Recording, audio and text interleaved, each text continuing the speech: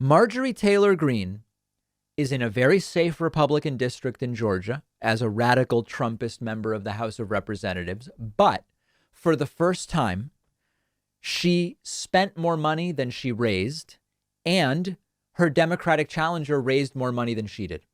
Now, I don't want to give anybody false hope because she is in a very red district, but this is not particularly good news for her. Democratic challenger outraises Marjorie Taylor Greene in Georgia. You really love to see this. Democrat Marcus Flowers outraised Greene in the first 3 months of 2022, according to his latest federal filings. Flowers, an Army veteran and former military contractor, pulled in more than $2.4 million in the first quarter of 2022, dwarfing, says The Hill, the fundraising haul of Greene, who raised under $1.1 million in the exact same time span. Now, importantly, not only is it a very safe Republican district, Flowers is behind Greene in cash on hand. The latest filings with the FEC show Greene has $3 million in the bank, Flowers has $1.9 million, and overall, Greene has raised about $8.4 million for her reelection. Flowers is behind, but not super far, at $7.1 million for his campaign so far. Unseating Greene is likely to be an uphill battle for any Democrat. That is absolutely true. But this may be a sign that there's an appetite for rejecting radical, extremist, cartoonish, pathetic, pond scum Trumpism, which is what Marjorie Taylor Greene represents. Yahoo News reporting, Congresswoman Marjorie Taylor Greene's campaign committee goes into the red for the first time, clocking up a fundraising deficit totaling $314,000. Marjorie Taylor Greene's campaign committee reported its first net loss since she was elected. It spent $1.38 million in the first quarter of 2022 and banked $1.06 million in donations.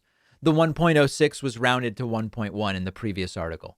The spending included $140,000 for her security and a retainer fee to Trump lawyer John Eastman. That's that wacky guy who's like, yeah, Mike Pence just overturned the entire thing. So again, the district is, depending on where you look, 30 points in favor of a Republican. It might only be 20. It might be 40. It depends where you look. But it is a really, really heavy Republican district. I don't know how Flowers wins, but this could be a good sign. And it's also important to understand that the incumbent effect is very real.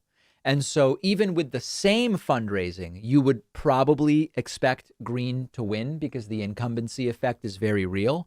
But that's also what makes the fundraising numbers even more notable. For a non-incumbent in such a red district to be equally or even outraising the incumbent Republican says a lot. Now, of course, a lot of that money is coming from out of the district.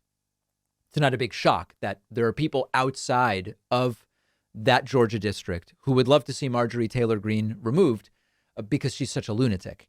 And just holding the seat gives her an advantage. And this is not likely the district. This is not likely to be a bellwether district in November. There are others that are more likely to be bellwether districts. We're going to talk about them. But if we want to find something good here, it's that this is a sort of celebrity Republican congresswoman in a very red seat, and she lost net money, spent more than she took in the first quarter of 2022. And her opponent, who is not particularly well known, at least wasn't before this election started, is able to keep up in fundraising. It's a great thing. It would be great to knock her out. I'm not counting him out, but we just have to be realistic. It's an insanely Republican skewed district. We'll take a quick break and be back after this with much more for you. One of our sponsors is Blinkist, who's been supporting the David Pakman Show longer than any other sponsor. Blinkist is the app that lets you listen to or read an entire nonfiction book in just 15 minutes. Blinkist is the way to absorb those books you can't make time for. Blinkist takes top nonfiction titles, pulls out the book's key takeaways and insights, and gives it to you in the form of a text or audio explainer that you can consume in 15 minutes. With Blinkist, now you actually do have time to learn about all the things you've been wanting to tackle. On the Blinkist app, I just listened to This Is Your Mind on Plants by the great Michael Pollan. Super interesting, the history of caffeine and so many other things. Blinkist has you covered on podcasts too. Blinkist takes long episodes of popular podcasts and distills them into audio you can listen to in 15 minutes. With Blinkist, you can become knowledgeable about so many different things. You can have conversations with people about more topics. Blinkist makes you more well-rounded. Try Blinkist for free and get 25% off a subscription. Go to Blinkist.com/Pacman. The link is down below.